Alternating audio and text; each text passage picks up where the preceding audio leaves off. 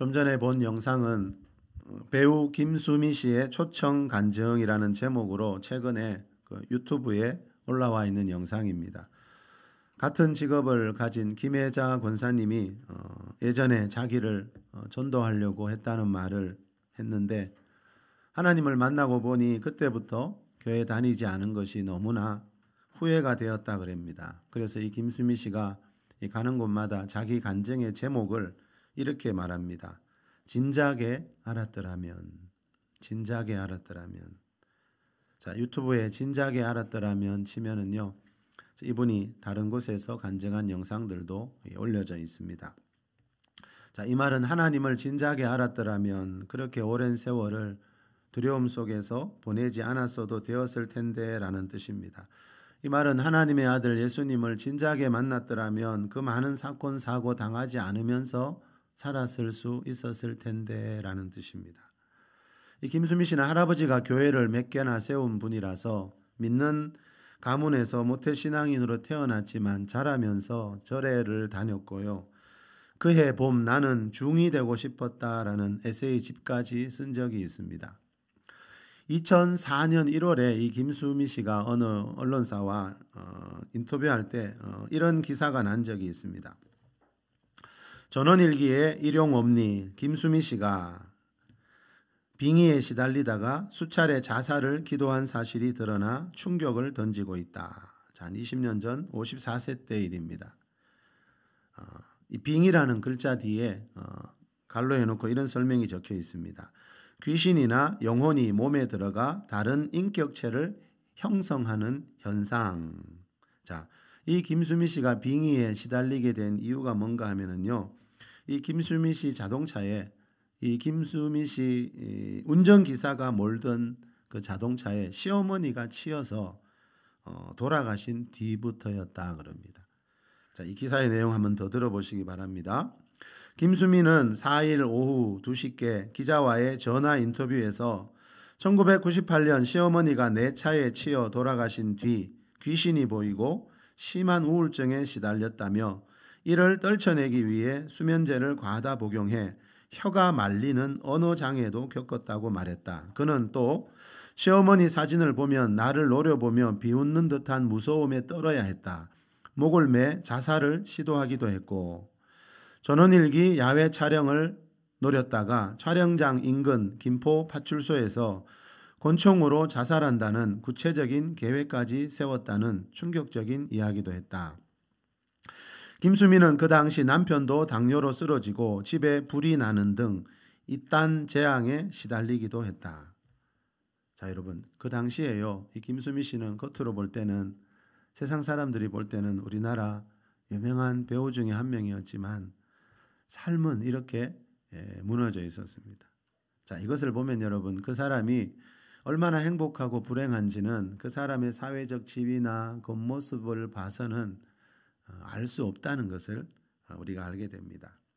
자, 시어머니가 돌아가신 뒤에 이 빙의라는 현상에 시달렸다 그랬는데 이 빙의라는 말을 사전에 찾아보면 영혼이 옮겨 붙음이라고 되어 있습니다.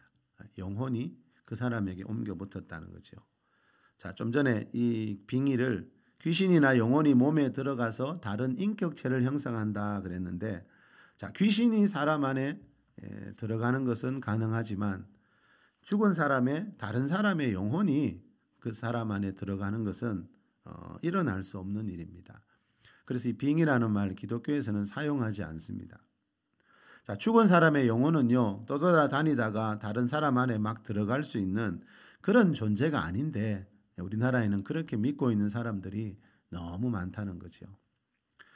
누가복음 16장에 보니까 사람이 죽을 때 그 사람 안에 몸 안에 있던 영혼이 그죠? 빠져나와서 그 아브라함의 품인 낙원에 들어가는 사람이 있고 그 음부로 들어가는 사람이 있습니다. 자, 이 낙원은 글자 그대로 즐거운 곳이고 음부는 고통받는 곳이라 그랬죠. 그 낙원에 들어간 영혼들은 뭐 하고 있습니까? 계시록 20장에 보면 예수님이 재림하신 뒤에 천년왕국 끝에 이제 백보자 심판이 있을 때 그때 부활의 몸을 입고 낙원에 있던 영혼들은 천국으로 들어가고 음부에 있던 영혼들은 부활의 몸으로 지옥으로 들어가는 모습이 나옵니다. 자, 여러분 성경이 분명히 말하고 있는 것은 과학책에서 말하는 것처럼 사람은 원숭이에서 진화되어 지금의 이 모습을 하고 있는 것이 아니라 사람은 이 세상 만물을 창조하신 하나님이 하나님의 형상대로 창조하신 피조물이라고 말씀합니다.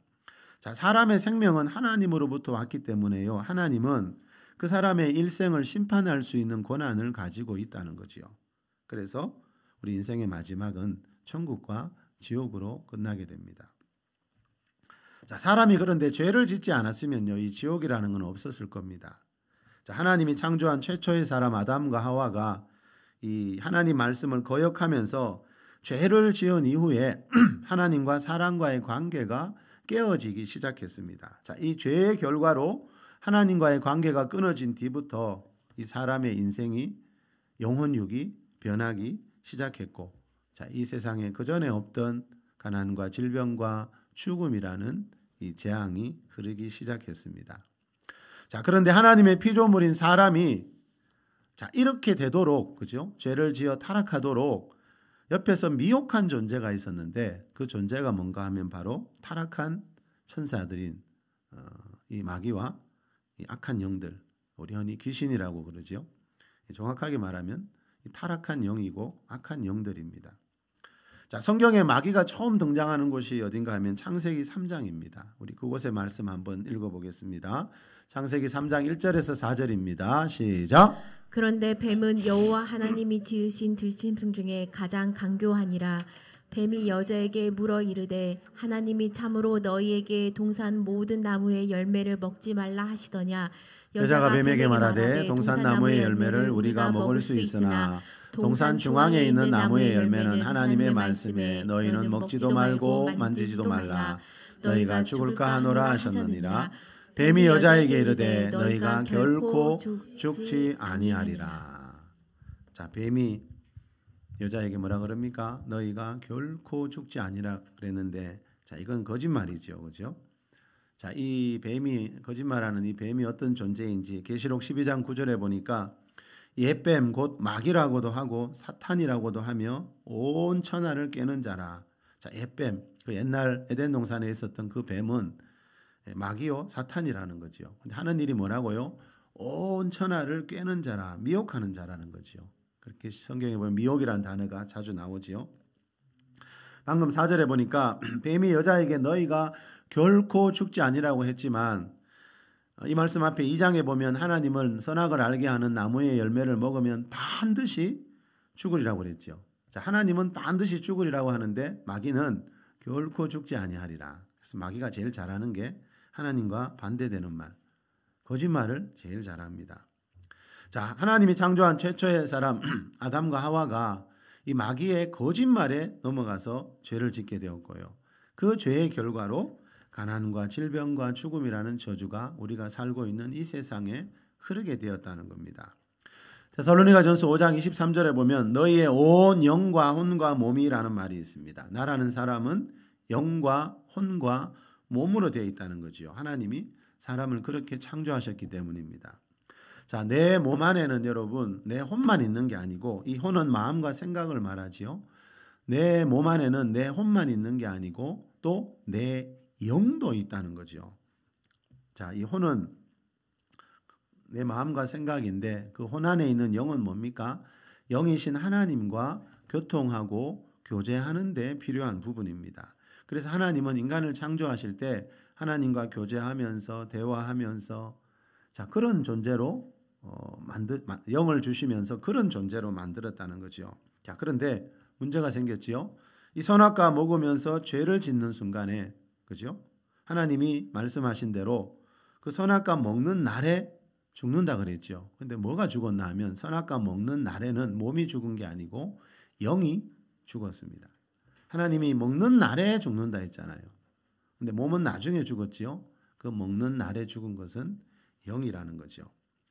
혼에도 변화가 일어났습니다. 혼, 이 마음과 생각 안에 온갖 사람이 온갖 죄를 다 짓고 살지요. 지금 세상을 보니까 여러분 사람 안에 마음과 생각 안에 온갖 그 죄를 지을 수 있는 죄성으로 가득 차 있다는 거죠.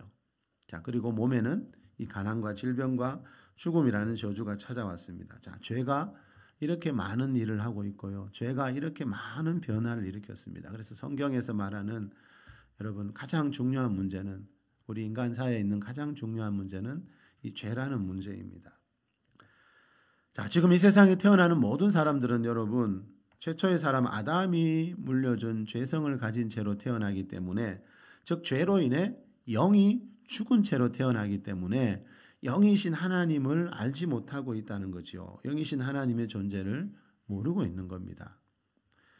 제가 지난 주일 오전 예배 때 자연계와 영계의 상관관계라는 제목으로 말씀을 전했습니다. 이 세상에는 우리 눈에 보이는 3차원의 세계, 자연계만 있는 것이 아니고 눈에 보이지 않는 4차원의 세계인 영적인 세계가 존재하고 있습니다.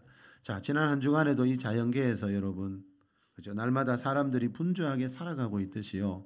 우리 육신의 눈에는 보이지 않지만 영계에서도요. 삼위일체 하나님과 선한 천사들과 또 타락한 천사들, 마귀와 악한 영들, 귀신들이 일하면서 살아가고 있다는 겁니다. 자, 그런데 3차원 우리 자연계에서 하고 있는 모든 일들은 4차원 영계에서 하는 일들의 지배를 받고 있다. 지배 아래에 있다 그랬죠. 연결되어 있다 그랬죠.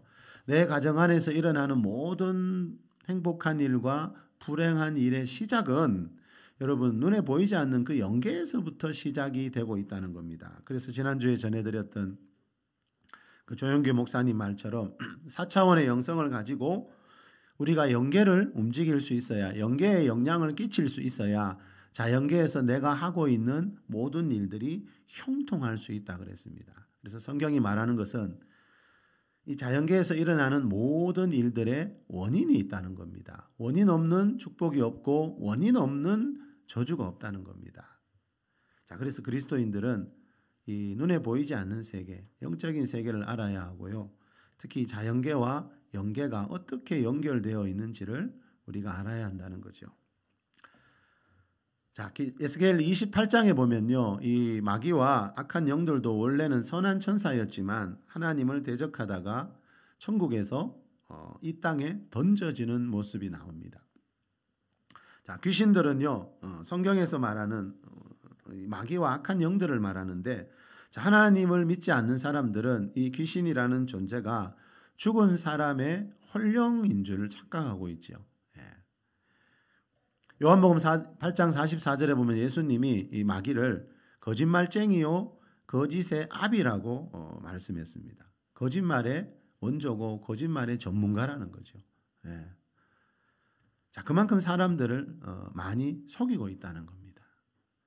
자, 이 세상에 여러분 거짓이 넘쳐나는 이유도 그죠? 이 거짓의 아비인 마귀가 이 세상에서 신 역할을 하고 있기 때문에 그 권세 아래에 있는 사람들이 거짓말을 많이 할 수밖에 없다는 거죠. 여러분 거짓의 아비인 마귀가 이 세상에 뿌려놓은 가장 큰 거짓말이 뭔지 아세요? 사람은 원숭이에서 진화되어서 지금의 이 모습을 하고 있다는 진화론입니다. 예. 세상에 사람이 예전에 원숭이였대요, 여러분. 예. 여러분 마귀는 우리의 생명의 근원을 원숭이라고 하면서 그죠? 하나님의 창조를 믿지 못하도록 방해하고 있습니다. 자, 하나님을 대적하다가 하나님과 원수가 된 상태로 지금 있기 때문입니다. 자, 마귀가 뿌려놓은 또 다른 거짓말 중에 여러분 하나가 뭔지 아십니까? 좀 전에 말씀드린 빙이나 또 조상 제사처럼 이 죽은 사람의 홀령에 대한 것입니다. 자, 사람들이 여러분 제사를 드리면서 많은 사람들이 제사를 죽은 조상에게 드리고 있는 줄 알잖아, 그죠? 그런데 그 가정에서 드리는 그 제사는 죽은 조상에게 드리는 게 아니고 고린도전서 10장 20절에도 나오지만 이방인이 제사하는 것은 귀신에게 하는 것이요라고 말씀하고 있습니다. 우리나라의 제사 문화가 참 많지요. 여러분 그 많은 제사들은 조상들이 와서 받는 게 아니고 그죠? 귀신에게 하는 것이라고 성경은 말씀합니다. 이 말은 뭔가 하면 제사를 많이 드리는 가정일수록 귀신의 종노릇을 하게 된다는 겁니다. 결국 제사를 드릴 때마다 지금 귀신에게 충성하고 있고 결국 귀신에게 거짓의 아비인 마귀와 귀신에게 속고 있다는 거죠. 자, 요한복음 10장 10절에 보면 예수님이 이 귀신의 우두머리인 마귀를 도둑이라고 하면서 하신 말씀이 있지요. 우리 한번 더 읽어보겠습니다. 요한복음 10장 10절입니다. 시작. 도둑에 오는 것은 도둑질하고 죽이고 멸망시키려는 것뿐이요 내가 온 것은 양으로 생명을 얻게 하고 더 풍성히 얻게 하려는 것이라. 자, 도둑이 온대요, 여러분. 도둑이 오는 것은 이 도둑은 이 세상 모든 사람에게 옵니다. 마태복음 4장에 보니까 예수님한테도 왔거든요. 욥한테도 오고 다윗에게도 오고 12제자에게도 오고. 자, 이 도둑은 이 세상 모든 사람에게 옵니다. 이 도둑은 찾아가지 않는 가정이 없습니다. 자, 도둑이 오는 것은, 이 말은 도둑을 가까이 하게 되면 이 말입니다. 도둑이 올 때 쫓지 아니하면 이 말입니다. 자, 내가 온 것은, 이 말은 예수님을 가까이 하게 되면이라는 뜻입니다. 예수님이 초청하실 때 그 초청을 받아들이게 되면이라는 뜻입니다. 자, 이 세상은 결국 이 두 종류의 삶이 있습니다. 도둑을 만나는 사람이 있고 예수님 만나는 사람이 있고요. 도둑의 영향력 아래서 사는 사람이 있고 예수님의 영향력 아래서 사는 사람이 있고, 이 세상에는 딱 이 두 종류밖에 없습니다. 자, 여러분, 조상에게 제사 지낼 때 조상들의 혼령이 오는 것이 아니라 이 마귀와 귀신들이 오고 있다는 거죠. 가까이 온다는 거죠. 그 가정에 찾아와서 지금 함께 하고 있는 거죠. 자, 이 마귀라는, 그러면 도둑이, 귀신이라는 이 도둑이 가까이 오면 무슨 일이 일어난다고요?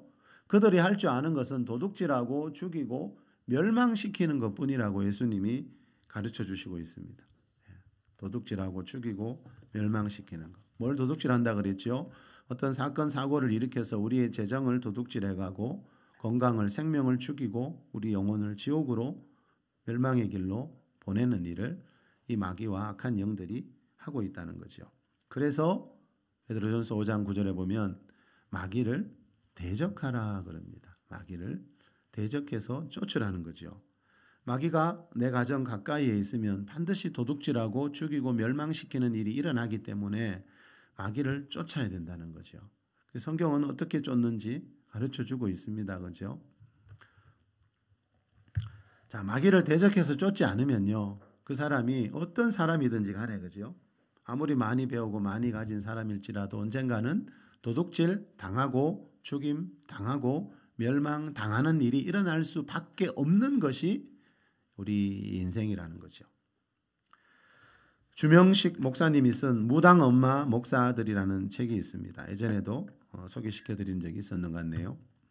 자, 이 목사님 집은 한때 엄마는 무당이고 아들은 목사였습니다. 예. 자, 이 목사님의 어머니는 그 신기와 신병 때문에 맨발로 그 외작두 타면서 내림굿을 받았던 무당이었는데요. 무당 엄마와 목사 아들이 한 집에 있었으니까 날마다 영적 전쟁이었겠죠. 그 영적 전쟁을 해서 이 목사 아들이 승리한 결과 이 어머니가 무당을 그만두고 지금은 그리스도인이 되어서 교회를 잘 다니고 있다 그랬죠. 이 책에 보면 이 목사님이 이런 말을 합니다. 내 어머니는 내림굿을 받고 무당이 되었다. 어머니가 받은 19신을 몸주신이라고 부른다. 말 그대로 몸의 주인 행세하는 신들이다. 그래서 신들을 주인으로 잘 섬겨야 한다. 부부 사이가 너무 좋아도 몸주신이 싫어한다. 자식을 너무 사랑해도 질투한다. 그래서 무당들 중에 대략 90%는 남편과 살지 못하고 이혼한다. 내 마음대로 살려고 하면 신의 벌전이라는 징벌을 받게 된다. 그러기에 무속인들은 기본적으로 신에 대한 공포감이 있고 신에게 속박되어 있다. 자, 여기서 말하는 신은요, 죽은 사람의, 죽은 조상의 혼령이 아니라요, 귀신, 즉 마귀와 그 악한 영들을 말합니다. 자, 이 목사님 어머니는요, 그 작두를 타고 내림굿 받은 뒤에 19 영들의 지배를 받았다 그랬는데요. 자, 그 의미 중에 하나가 뭔가 하면 이 어머니가 내림굿 받기 전까지는요, 술, 담배 일체하지 않았는데요. 그 내림굿 받은 뒤부터 하루에 담배를 2갑에서 3갑씩 피웠고요, 매일요. 술은 대접에 따라서 마셨다 그럽니다. 자, 여러분, 마귀와 귀신들이 주로 하는 일들이 이런 일들입니다. 마귀와 귀신들은 도둑질하고 죽이고 멸망시키는 일밖에 할 줄 모르기 때문에 우리 사람들의 인생의 건강과 행복과 이런 거와는 전혀 반대되는 일을 하고 있는데 안타깝게도 그죠? 사람들이 그런 귀신 앞에 가서 지금 그죠? 종노릇하는 일들이 너무 많이 벌어지고 있다는 거죠. 근데 여러분 참 안타까운 것은 무당 중에 80% 정도가 이분 말에 의하면 교회를 다닌 사람이라 그래요. 예. 교회를 다닌 사람, 하나님을 만난 사람이 아니고. 예. 자, 설교 전에 영상에서 보았던 그 김수미 씨도 그 믿는 가문에서 태어난 그 믿는 사람이었다 그랬죠. 그런데 여러분 교회는 다녔지만 하나님을 그때는 만나지를 못했다 그럽니다. 그래서 교회를 다니는 거하고 자 김수미 씨가 간증에서 말하는 내가 늦게 하나님을 만났다 했는데 하나님을 만나는 거는 하늘하고 땅 차이라는 거죠. 어떤 사람은 교회를 오래 다녔는데도 하나님을 못 만난 사람이 있고요. 어떤 사람은 교회를 다닌 지 얼마 안 됐는데도 하나님을 만난 사람이 있더라고요. 그래서 우리가 성경대로 말씀대로 바르게 믿는 게 그렇게 중요하다는 거죠. 자, 하나님을 만나본 사람들은 김수미 씨가 내가 하나님을 만났다는 말이 무슨 의미인지 또 하나님 만나고 난 뒤에 나라는 사람이 변화되더라. 성격이 변화되더라. 여러분 70평생 살아온 사람이 저 성격이 변화된다는 건 여러분 쉽지 않잖아. 그죠? 그런데 본인이 고백을 해요. 자기처럼 까칠한 성격도 하나님을 만나니까 변화되더라. 자, 이런 말을 하고 있습니다. 자, 김수미 씨는 그동안 사람들이 볼 때는 우리나라 최고의 배우 중에 한 명이었지만 알코올 중독, 고백한 대로 알코올 중독에 우울증에 공황장애, 자살 시도와 같은 이런 끔찍한 일들 온갖 사연 속에서 70평생을 살아왔습니다. 자, 교회를 몇 개 세웠다는 그 할아버지의 기도 때문인지 늦게라도 이렇게 하나님 만나 보니까 이분이 우울증이 사라지고 알코올 중독에서 벗어나고 지금은 날마다 감사와 기쁨이 넘치는 삶을 살고 있다고 이렇게 고백하고 있습니다. 자, 예수님이 좀 전에 말씀하신 내가 온 것은 생명을 얻게 하고 더 풍성케 하려 함이라고 하신 말씀이 바로 이런 것을 두고 하는 말씀이라는 것을 우리가 알게 됩니다. 자, 요한 3서 1장 2절에서 말하는 우리가 최근에 자주 살펴보고 있는 사랑하는 자여 네 영혼이 잘된 같이 범사가 잘되고 강건하기를 원한다는 말씀이 바로 이런 사람, 이런 경우를 보고 하는 말씀이라는 거죠. 자, 하나님을 만나보니까 이번의 고백처럼 분명히 내 영혼 육에 내 그죠? 모든 삶의 변화가 일어나더라는 거죠. 예, 자, 그래서 여러분 제가 늘 말씀드렸듯이 지금 예수님을 믿지 않고 세상에 있는 사람들에게 제일 중요한 문제는 뭔가 하면요. 예수님을 하나님의 아들로 믿고 죄에서 구원받는 게 제일 중요하고요. 자, 예수님 믿고 죄에서 구원받아 교회 다니는 사람에게 가장 중요한 건 뭔가 하면 다른 게 아니고 여러분 다른 일에 자꾸 교회 다니면 신경 쓰면 안 되고요. 우리는 교회가 너무 보면 대부분 너무 분주해요. 여러분 제일 중요한 일부터 해야 되거든요. 우리 인생의 신앙생활에 가장 중요한 일에 우리가 가장 큰 관심을 가져야 되는데 여러분 이 문제 이것을 소홀히 하니까 좀 전에 말씀드린 대로 교회는 수십 년 오래 다녔는데 하나님을 만나지 못하는 그런 안타까운 일들이 많이 생기는 겁니다. 자, 예수님 믿고 죄에서 구원받아 교회 다니는 사람들에게 가장 중요한 건 뭐라고 여러분? 예수님이 승천하기 전에 제자들에게 사도행전 1장 8절에서 말씀하셨죠. 성령이 너희에게 임하시면 하나님의 영이신 성령이 믿는 자들에게 임하시는 거, 성령을 체험하는 거, 성령을 받고 성령의 충만함을 받는 거.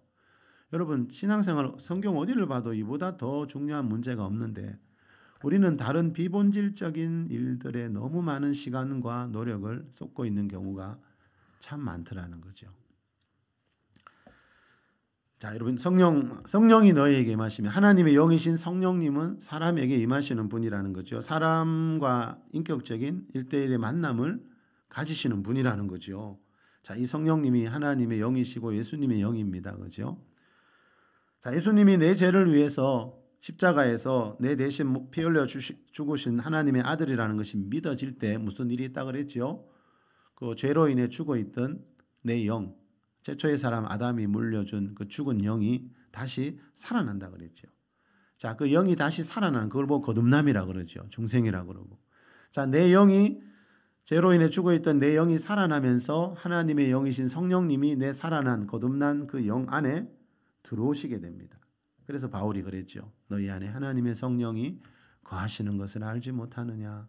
자, 예수님을 하나님의 아들로 믿을 때 죄로 인해 죽어있던 그 영이 다시 살아나면서 그 안에 영 안에 성령님이 들어오시는 겁니다.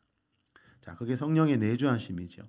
그런데 성령님이 내 안에 내주하신 뒤에 이것과는 차원이 다르게 성령님이 또 역사하실 때가 있는데 그게 뭐라고요? 그게 바로 성령이 너희에게 임하시면입니다.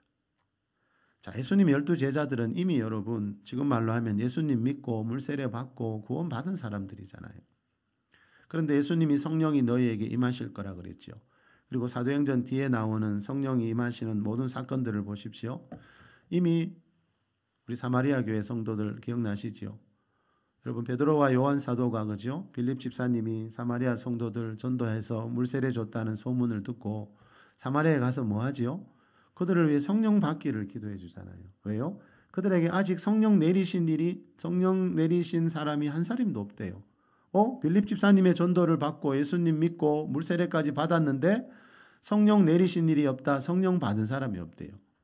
자, 이 말은 여러분 예수님 믿고 죄에서 구원 받을 때 성령님이 우리 안에 들어오시는 거 하고 또 그 사람에게 성령님이 임하셔서 역사하시는 것은 완전히 다른 별개의 이야기이기 때문에 성경이 그렇게 말씀하고 있다 그랬죠. 자, 성령님이 내 안에 들어오실 때는요. 나도 모르고 다른 사람들도 모릅니다. 그런데 여러분 성령님이 임하실 때는요. 나도 알고 다른 사람도 압니다. 왜요?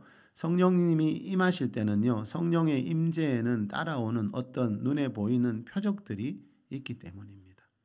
자, 그래서 성령의 내주하심과 임하심의 차이가 있고 이것이 우리 신앙생활의 가장 중요한 문제라는 거 우리 그동안 많이 살펴봤습니다.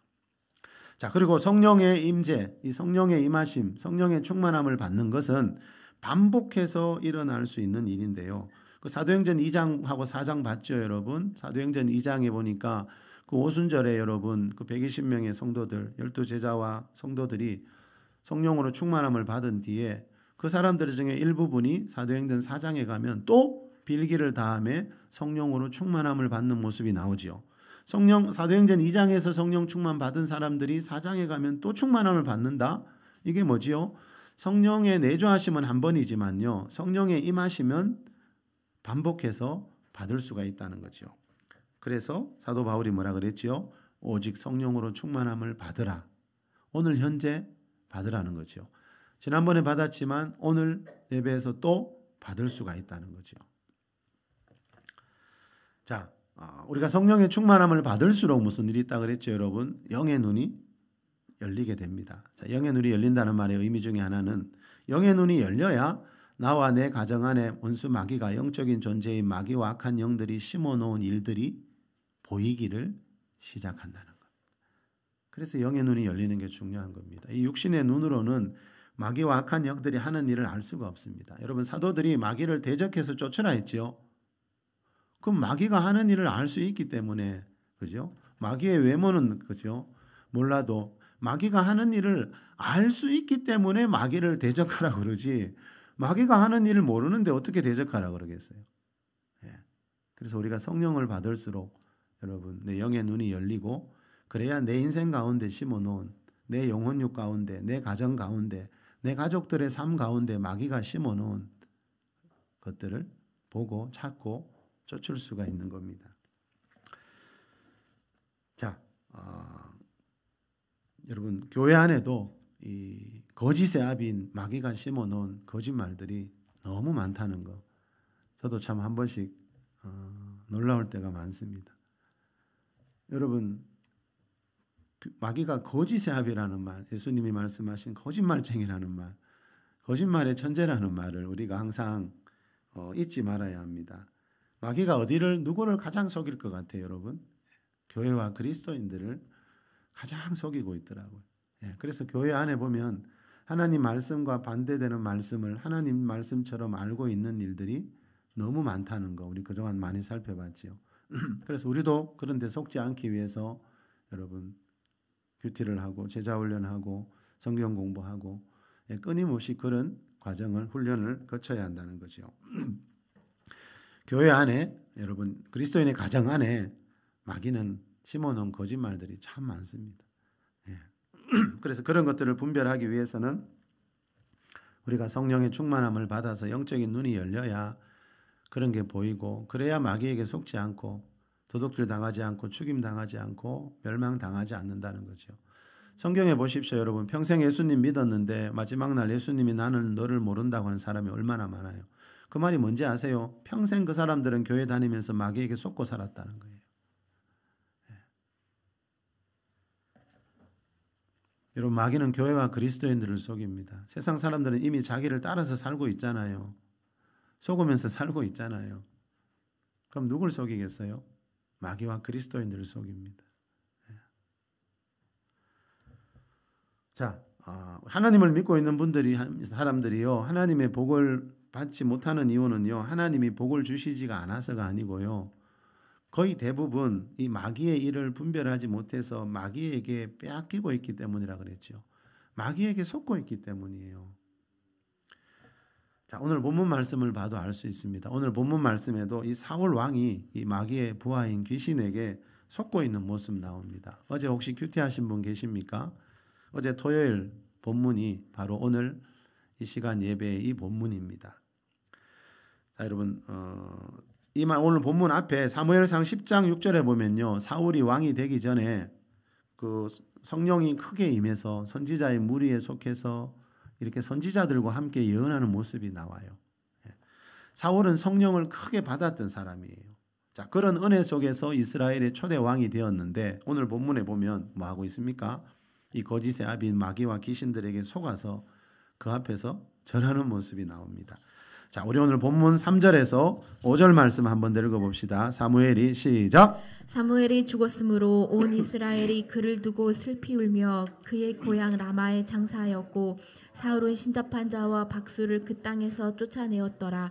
블레셋 사람들이 모여 수넴에 이르러 진침해 사울이 온 이스라엘을 모아 갈보아에 진쳤더니 사울이 블레셋 사람들의 군대를 보고 두려워서 그의 마음이 크게 떨린지라. 두려워서. 여러분, 두려울 때 어떻게 하세요?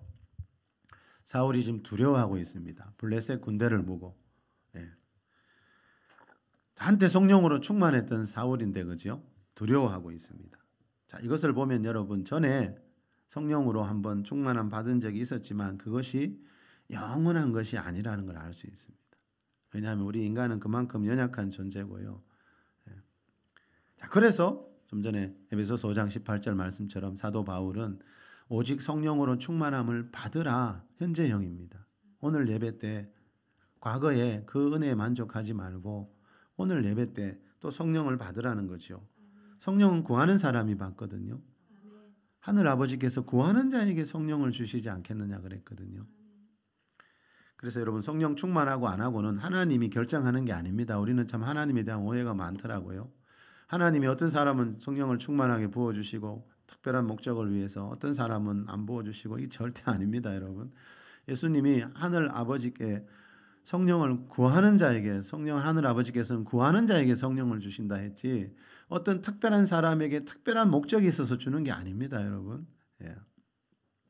구하면 누구나 받을 수 있다는 거죠. 그래서 바울도 에베소 교회 성도들을 보고 오직 성령으로 충만함을 받으라, 모든 성도들을 보고 그 말씀을 하고 있는 겁니다.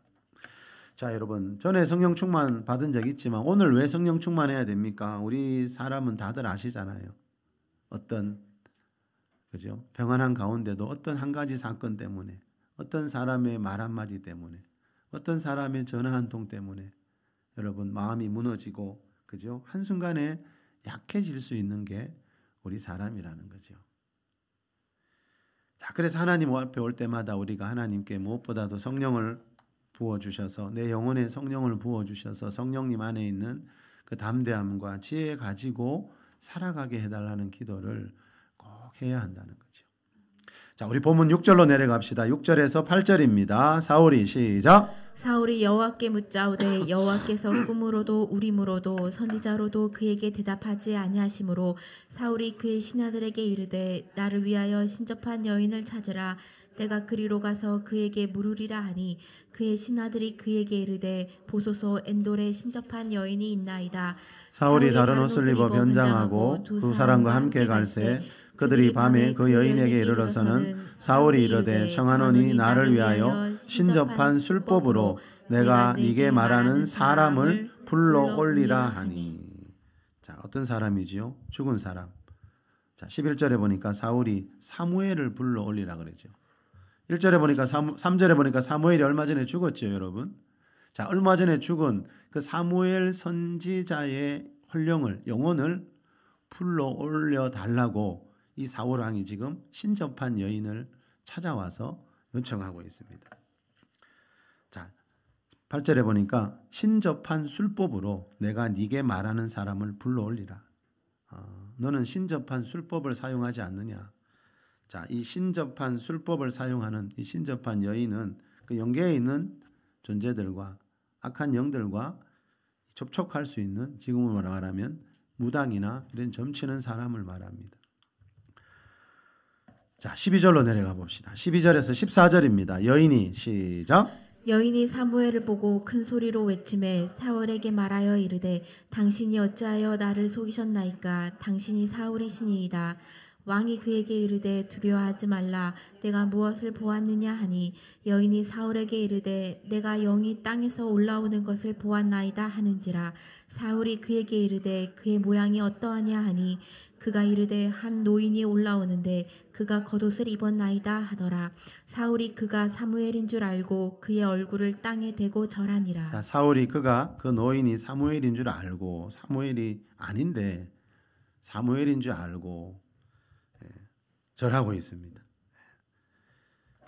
자, 거짓의 영인 마귀에게 지금 속고 있는 겁니다, 여러분. 그 노인은 죽은 사무엘의 혼령이 아니라는 거죠. 죽은 사무엘의 혼령으로 가장한 악한 영인데 지금 속고 있는 겁니다. 주영광 목사님이 마지막 영적 전쟁 오컬트 문화라는 책에서 이런 말합니다. 사울 왕은 사무엘에게 절한 것이 아니라 사무엘을 가장한 귀신에게 절한 것입니다. 악한 영은 죽은 사람의 모습을 흉내낼 수 있습니다. 악한 영이 사무엘의 모습을 흉내내어 사울 왕 앞에 나타난 것입니다. 자, 이 목사님 말이 맞다는 것은 고린도후서 11장 14절을 보면 알 수 있습니다. 거기 보면 사탄도 자기를 광명의 천사로 가장하나니 그랬습니다.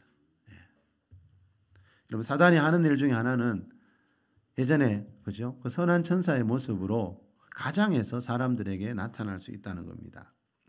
다시 말하면 사탄이 내 가문의 조상들, 즉 할머니와 할아버지 모습으로 가장해서 오늘 본문 14절처럼 한 노인의 모습으로 가장해서 사람들에게 나타날 수가 있다는 겁니다. 예전에 제가 어느 젊은 여성을 위해서 기도해 주다가 갑자기 그 젊은 여성의 목소리가 어린아이, 그죠? 어린아이, 서너 살 된 어린아이 목소리로 변하는 모습을 본 적이 있습니다.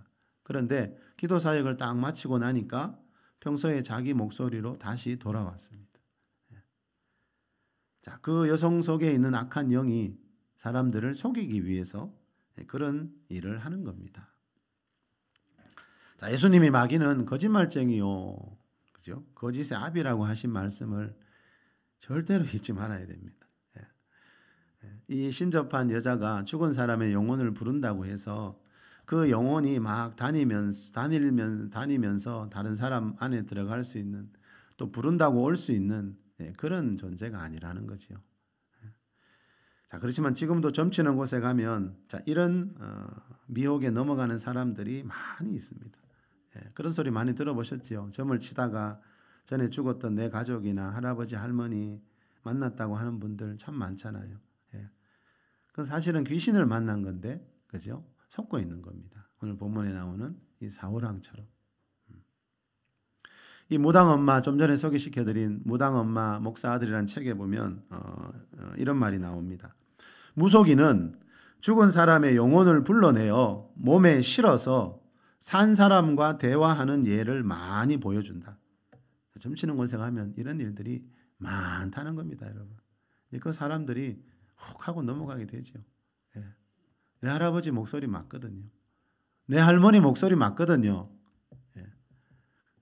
어릴 때 죽은 내 자녀의 어린 목소리 맞거든요. 예. 그 이야기 하는 겁니다, 여러분. 무속인은 죽은 사람의 영혼을 불러내어 몸에 실어서 산 사람과 대화하는 예를 많이 보여준다. 마치 내 가족과 동일한 행동을 하고 목소리도 비슷하고 무엇보다도 살아생전의 일들을 똑같이 기억해내기도 한다. 그래서 죽은 사람의 영혼이라고 믿는 것입니다. 사실은 광명의 천사로 가장하는 마귀와 귀신들이 하는 일인데 사람들은 그죠? 너무 똑같으니까 내가 알고 있는 그 사람의 목소리가 맞고 그 사람의 몸짓이 맞고 그 사람이 했던 일이 맞으니까 사람들은 넘어갈 수밖에 없지요. 자, 이 목사님 어머니도 여러분 무당할 때 늘 귀신과 교제하면서 귀신의 목소리를 수없이 들었던 사람입니다. 그래서 누구보다도 이 성경에서 특히 오늘 본문에서 말하는 이게 무슨 말인지 이 목사님 어머니는 잘 알고 있다는 거죠. 자, 이 목사님 어머니가요, 무당이 되기 전에는요, 이 목사님과 어머니가 말다툼 한번 한 적이 없답니다. 그리고 어머니 마음을 상하게 한 적도 없고 어머니한테 매를 맞아본 적도 없대요. 그만큼 사이가 좋았대요. 그런데 어머니가 무당이 된 뒤부터 말다툼과 충돌이 끊임없이 일어났다 그럽니다. 어머니가 이제 나중에 무당 그만두고 교회 다닌 뒤에 그것에 대해서 이런 말을 했다 그럽니다. 그때 우리가 왜 서로 싸웠는지 알아? 서로 다른 영을 가졌기에 싸웠던 거야. 이 말은 여러분 가정 안에 한 사람이 예수님 믿고 성령을 받게 되면요.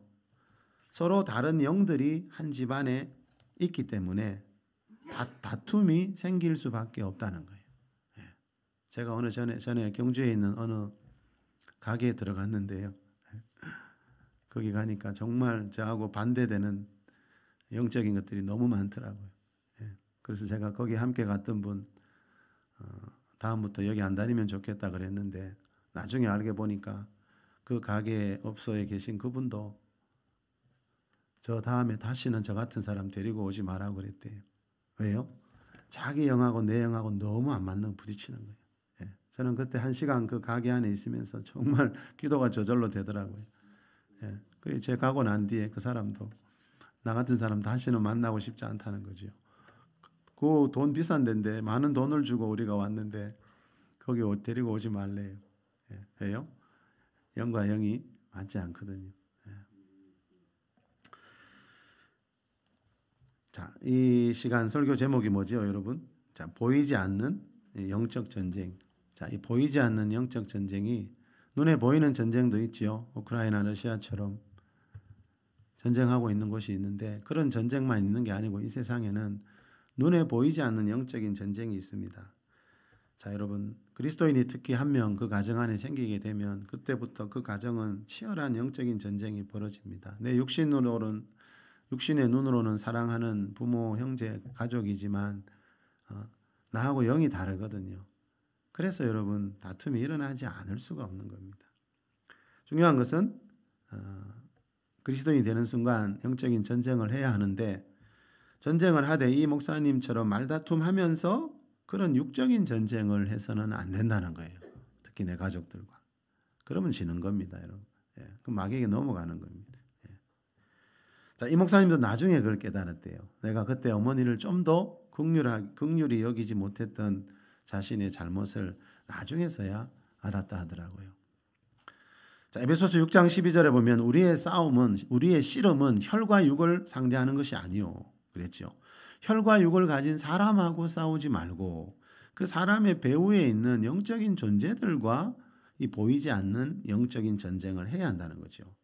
사람은 믿는 사람이든지 안 믿는 사람이든지 다 긍휼히 여기고 사랑해야 될 대상이지 사람하고 싸우지 말라는 거예요. 근데 교회 안에 보십시오. 사람하고 얼마나 싸우고 다툽니까? 마귀에게 속아서 그런 거지요. 저기 누군지 분별을 못하고 있어요. 참 어리석은 일이지요. 성경에 보십시오, 여러분. 혈과 육을 가진 사람을 상대해서 싸우는 게 아니다. 그죠? 그 사람 배후에 있는 악한 영들과 싸워야 된다는 거죠.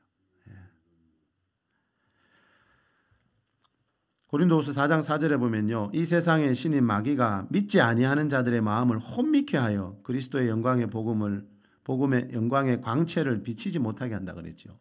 이 말은 한 영혼 구원하는 것은 그 사람 배후에 있는 그 사람의 마음을 지금 혼미케 하고 있는 그 마귀와의 영적 전쟁이기 때문에, 그죠? 사람하고 싸울 필요가 없다는 거죠. 그 사람의 마음을 미혹하고 있는 그 사람 배후에 있는 악한 영들과 싸워야 된다는 거죠. 자, 영들과 싸우는 영적인 전쟁을 하기 위해서는 뭐가 필요합니까? 영적인 도구가 필요합니다. 지금 우크라이나에 여러분 무기가 부족하다고 많은 나라에서 보내주고 있잖아요. 저 육적인 전쟁터에 여러분 무기가 없으면 전쟁을 할 수 없듯이 영적인 전쟁에도 필요한 무기가 있는데, 자, 이 영적인 전쟁에 필요한 무기는 따로 있다는 거죠. 자, 그러면 이 마귀와의 영적 전쟁에 필요한 무기가 뭔지, 영적 전쟁에 뭐가 필요한지 예수님이 마가복음 9장 9절에서 가르쳐 줬습니다. 기도 외에 다른 것으로는 이런 종류가 나갈 수 없느니라. 한번 따라해 보실래요? 기도 외에 다른 것으로는 이런 종류가 나갈 수 없느니라. 자, 이런 종류가 뭔가 하면 예수님처럼 그 마귀와 악한 영들을 쫓아내신 뒤에 이 말씀하셨거든요.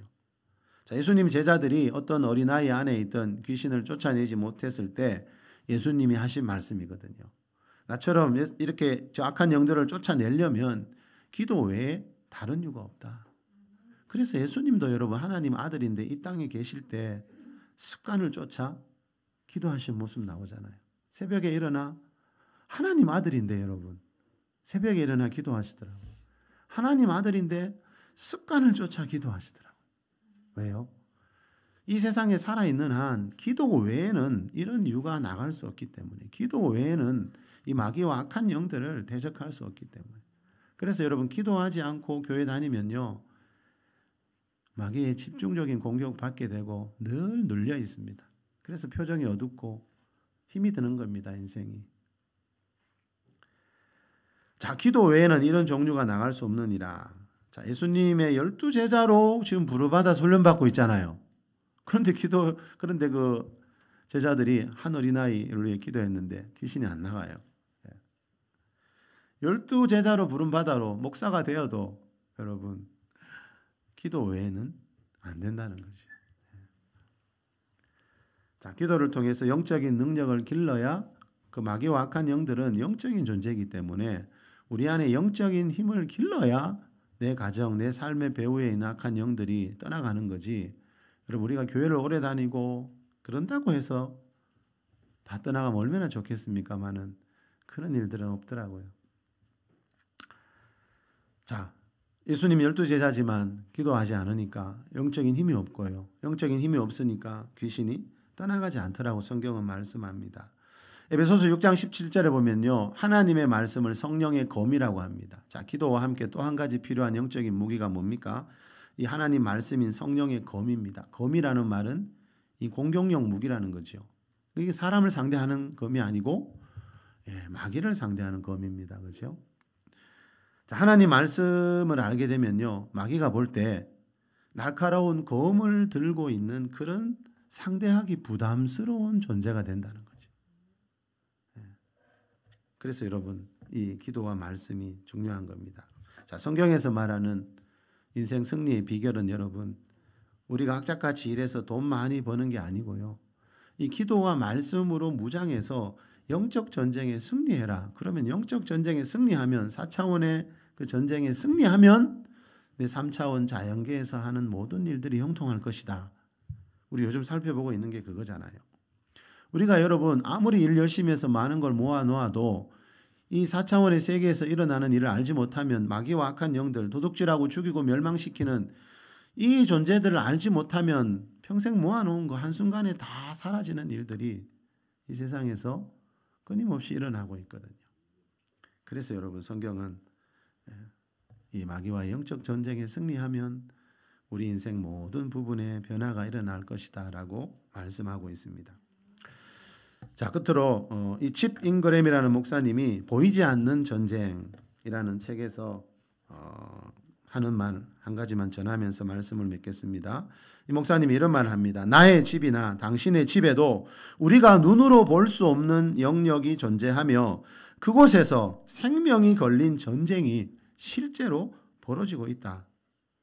자, 여러분, 우크라이나 러시아 전쟁 한 번씩 보셨습니까? 여러분, 총알이 폭탄이 날아가면서 사람들의 생명이 푹푹 쓰러지더라고요. 근데 여러분, 그 전쟁터 말고요, 지금 우리 가정에서, 여러분 가정에서, 여러분 일터에서 그렇게 사람이 살고 죽는 전쟁이 날마다 치열하게 벌어지고 있다는 거예요. 그게 보이지 않는 영적 전쟁입니다. 여러분, 이 전쟁에 우리 생명이 걸려 있다는 거예요. 육신의 전쟁터만이 아니고요, 이 영적인 전쟁터에도 우리 생명이 걸린 전쟁이라는 거예요. 왜요? 마귀와 악한 영들은 도둑질하고 죽이고 멸망시키는 자들이기 때문에 이 전쟁에 실패하면 재정 도둑질 당하고 건강과 생명 잃고 영혼 멸망하는 그런 일들이 생긴다는 거예요. 여러분, 군인들이 눈에 보이는 그 전쟁을 늘 대비하듯이, 그죠? 그리스도인들은 눈에 보이지 않는 전쟁을 늘 대비하면서 살아가야 한다는 거죠. 이 전쟁의 결과에 내 가정의 운명이, 내 인생의 모든 것이, 생명까지 걸려 있기 때문입니다.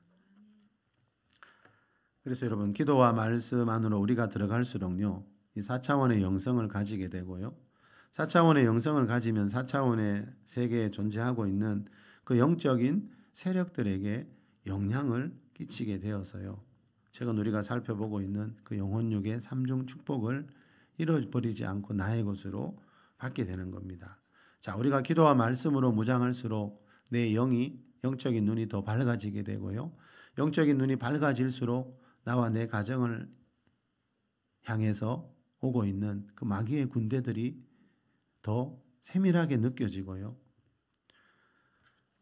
예수님이 오신 이유 중에 하나는 마귀의 일을 멸하기 위해서라 그랬죠. 예수님이 또 무슨 말씀하셨지요? 나를 믿는 자는 내가 하는 일을 그도 할 것이라 그랬죠. 이 말은 우리 모든 그리스도인이 해야 할 일 중에 하나는 예수님처럼 마귀의 일에 당하지 말고 마귀의 일을 멸하는 거죠. 자, 마귀의 일을 멸하기 위해서는 기도와 말씀을 통해서 우리가 영적인 능력을 길러야 합니다. 자, 반드시 여러분, 우리는 다 모르지만 우리가 기도와 말씀을 통해서, 그죠? 하나님 앞에서 기도와 말씀 생활할 때 분명히 내 영적인 눈이 더 열리고, 그래서 이전보다 마귀가 하는 일이 더 선명하게 보이고 느껴지는, 자, 그런 일들을 여러분들도 그동안 많이 경험하신 분들도 있을 겁니다. 자, 예수님이 오신 이유는 우리에게 새로운 생명을 주고 우리를 더 풍성케 하기 위해서라 그랬죠. 자, 예수님 믿는 이유는 요한 3서 1장 2절 말씀처럼 영혼이 잘 되고 범사가 잘 되고 강건하기 위해서라고 성경이 분명히 말씀합니다. 그런데 마귀가 중간에서 이것을 방해하고 있기 때문에 성경은 기도와 말씀으로 영적인 힘을 길러서 마귀를 대적하라고 사도들은 말씀하고 있습니다. 자, 날마다 기도와 말씀으로 무장해서 여러분, 보이지 않는 이 영적 전쟁에 승리할 수 있기를 바랍니다. 그래서 영혼육의 모든 부분, 영혼육의 3중 축복을 받는 우리 모두가 될 수 있기를 예수 그리스도의 이름으로 축원합니다. 우리 잠시